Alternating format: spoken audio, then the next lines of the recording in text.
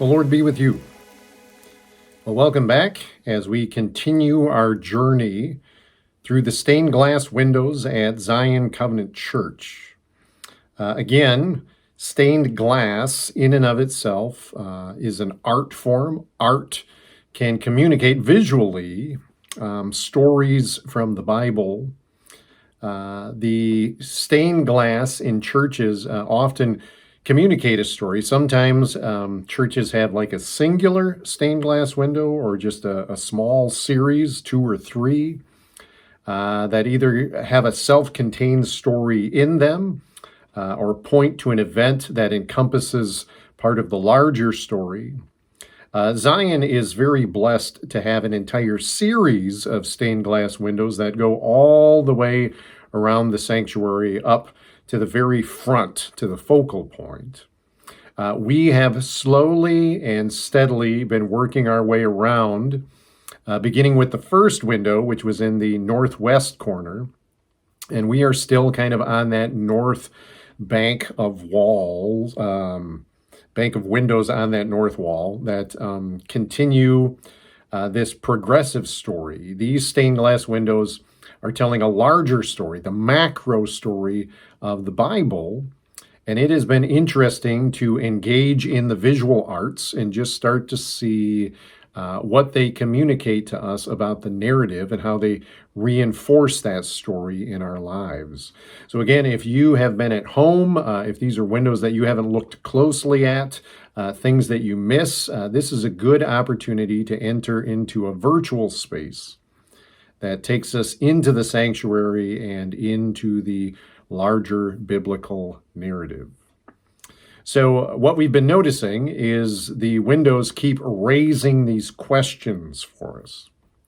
So for example, if God created all things good and humanity was in a blessed, intimate relationship with its creator God, why is everything wrong in the world right now? And also, is there any hope of some kind of restoration, some kind of impetus for things to get better? What the biblical narrative and the stained glass windows have continued to teach us is that God not only doesn't undo all of creation and destroy humanity once we have wandered from his revealed and spoken will, but instead God has bound himself to the survival of humanity and the survival and flourishing of all of creation. And that has taken a very long, slow, unexpected process, which has kind of culminated to this point in the calling and the blessing of Abraham, through whom all of the other nations are going to be blessed. The question at the end of the 5th window, which was the last window, or maybe it was the 6th window, it was the last window that we looked at, was if God is truly leading this people, these descendants of Abraham, out of slavery and into a land of promise, a land that he is going to give them. If God has intimately revealed himself to Moses, and wants these people to be his people, a people who haven't known him as intimately as Moses has, how are these people going to get to know God? And the answer comes in this 7th window. So as we've said, each window has its own key verse associated with it. This particular stained glass window has the verse from Exodus chapter 20, verse 2. God is speaking and says, I am the Lord, or Yahweh. It's the divine name given there. I am the Lord, your God. So that in and of itself helps set up what we see in the window. Number one, it comes from this particular location, this very specific location of the book of Exodus, chapter 20, which, if you know a couple of key things in your Old Testament history, Exodus 20 is the first place that the Ten Commandments, or the 10 words, the Decalogue, where they appear. So verse 2 is setting up the things that God is going to teach his people, boiling it down to these very key proponent 10 words that should govern their social and their personal lives. So God identifies with them, just like he did with Moses. He is revealing himself to them.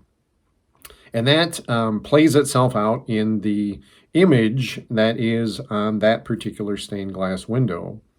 So again, I'm going to kind of work in thirds from the bottom of the image up to the top.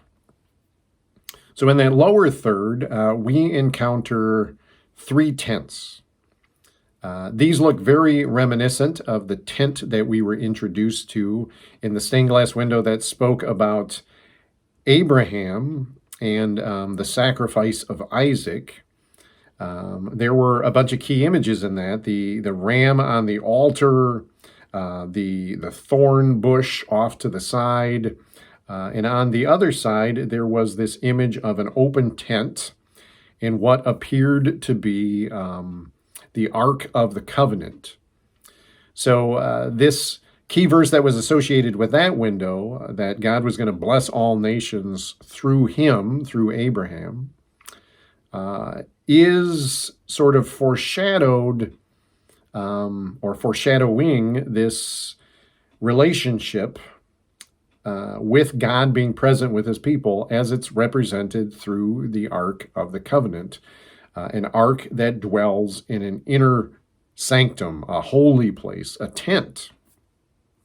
So now in this window, we have these 3 tents, which remind us that the people of Israel, in their wilderness wanderings, lived in tents while they journeyed through the desert region. There were very specific tents that surrounded the camp, the tabernacle, the inner place, the most holy place. We know that the way eventually Israel is told to camp by God includes in a specific formation surrounding that Ark of the Covenant, that tent of meeting where God is most directly present with his people. There almost appears to be kind of a blue-green water in front of the tents that are represented. And I can't help but wonder if this is a sign of Israel being between the 2 great rivers. So at this point, they have passed through the so-called Red Sea, the Yom Suf, the Sea of Reeds, to be delivered from the Egyptians. And eventually, to enter the Promised Land, they will have to cross the Jordan River, which they have not got to yet, which I wonder if that is part of that imagery. They are a wilderness people. They are a tent-dwelling people at this point. God is dwelling with them in their tents, and they are between the 2 waters, stuck in the wilderness. As we sort of move up to that middle third, what we find is there is this red sort of hilly region that moves us from the bottom third of the image into the middle third. That red hilly region seemed to be represented in the previous window, which was part of the journey towards the Promised Land. If you remember, in that other window at the top, you had the grape cluster bending the pole for the spies to bring back to show that the land was good. To get there, they had to get past this red hilly region, which I said sort of reminded me of the mountains in the wilderness. So now you have this sort of mountain imagery again, showing us, I think, that we are at the mount, the holy mount of God, Mount Sinai. And that is evidenced most specifically by these 2 stone tablets, of course, with the Roman numeral up from 1 to 10 on them, obviously representing these 10 commandments, these 10 words that God gave from the mountain. As you sort of move up to the top third of the image, what you see is that these commands, which are also, I should say, above the red of what I interpret as sort of the mountainous region to represent the Mount of God, there is a thick, heavy swath of green, which kind of calls us back to the garden, being present with God, having that intimate relationship and knowledge of God. Green shows up various times in the windows, sometimes as part of the path, which leads to the promised land, but very definitely at the beginning as the garden where humanity was first created and placed by God in that intimate relationship with Him. Now we have this green, vibrant green represented again on the mountain to show that God is truly revealing Himself, covenanting Himself with His people through this Torah, this instruction that He is giving them. If they want to know God, they will know Him through the way He's teaching them. These commands, these words reflect God's heart and His expectation for His people to live in right relationship with Him and with each other. So as you move towards the top, that imagery is fleshed out a little bit more through these lightning bolts coming down on either side of the stone tablets, which is the way it's spoken about God's presence on the mountain. Only Moses was allowed to go up the mountain. There were thunderings and thick darkness and cloud and flashes of lightning and fire on top of the mountain. So we have that represented visually in this stained glass image. And then there's sort of this center wavy type. It almost looks like a stream. I interpret that as this is the direct communication from God. It's coming straight down to the tablets. It is coming down to the mountain, and it's emanating from this triangle at the top. And again, a triangle is representative of the symbol of the Holy Trinity. Notice that each of the points of the triangle has a gold corner. This is the holy representation of God. In the center is a red star with 6 sides to it, which is visually fascinating because there is this progression of stars that go through the windows. We saw a dominant star, although it was only 5-sided, in the image of again, Abraham making a covenant with God about God promised that he would be as numerous as the stars in the sky. There's one dominant image of a star surrounded by a bunch of smaller stars, which is radiating beams out. That is gold, and that is 5-pointed. Now we come to a 6-pointed reddish star.